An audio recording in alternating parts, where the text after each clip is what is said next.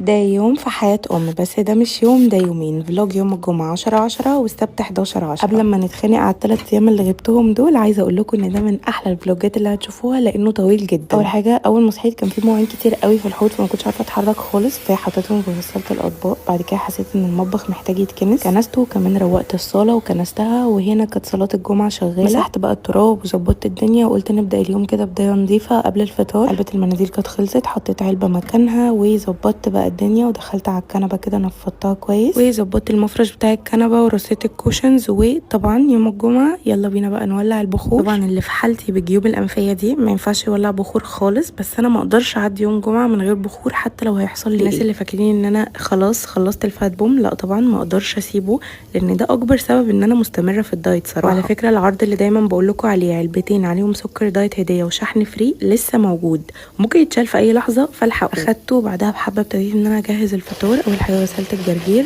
طلعت فول وطعميه من اللي انا كنت عاملاهم اللي قربوا يخلصوا، فكيتهم وعملت خلطه الفول، زيت وملح وكمون وليمون. حطيت الفول، حطيت عليه شويه طحينه، وابتديت ان انا اعمل الطعميه. ما بحطش عليها البيكنج باودر والملح الا قبل ما اسويها على طول. عملت لمحمد طعميه مقليه عادي جدا في الزيت، وعملت لي انا طعميه في الطاسه برشه من سبريدز. اول مره اجربه يا جماعه، السعرات بتاعته قليله وحلوه جدا جدا. احط رشه كده في طاسه تكون ما بتلزقش، واحط عليها الطعميه واقلبها من ناحيتين. خلصت بقى الفطار وفطرنا الحمد لله، كان طعمه حلو قوي. اليوم ده كنا متبنجين من البرد، فقررت اعمل بقى شاي بالنعناع بعد الفطار بحبه كده. شربنا بقى الشاي، وبعد حبه ابتديت ان انا اجهز. كنت عايزه اروح عند ماما كده لان كان في حاجه محتاجه اعملها هناك، فلبسنا بقى ونزلنا. رحت هناك لقيت ماما ابتدت في الغداء، كانت عامله كوسه محشيه لحمه مفرومه وكمان كفته ورز بالشعريه، وانا طبعا ما ينفعش اسكت كده، لازم اتحشى. لقيت لها الرز وسبته يستوي، وعملت لهم بقى لحمه بطريقتي دايما كنت بعملها لهم قبل الجواز.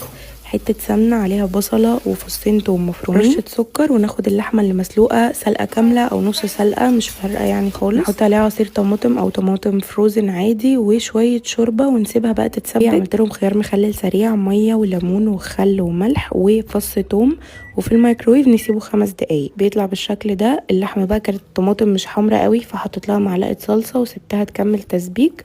واهم حاجه في الوصفه دي رشه الكمون والملح، طبعا نظبطه. الكمون بيدي طعم تحفه مع صوص الطماطم ده. كفته احنا بنسويها في الطاسه زي ما انتم عارفين، في الطاسه ما فيهاش اي حاجه، تكون ما بتلزقش بس، او لو بتلزق حط نقطه زيت، نبتدي نشوحها على نار عاليه، وبعد كده نحط لها فحم. احلى طريقه وبتطلع جوسي وخطيره. الرز بقى هنا كان استوى، ابتديت ان انا اغرف. واللحمه الخطيره دي عايزه اقول لكم كمان لو اتحطت في طاجن في الفرن بتبقى في حته تانية. يا رب دايما يجعله بيت عز ويزودنا يا رب، ما ينقصناش ابدا، ويا رب يفضل حس امي وابويا موجود دايما. نزلت بقى عملت المشوار اللي انا عايزاه، وبعد كده طلعنا، وبعد كده رجعنا نزلنا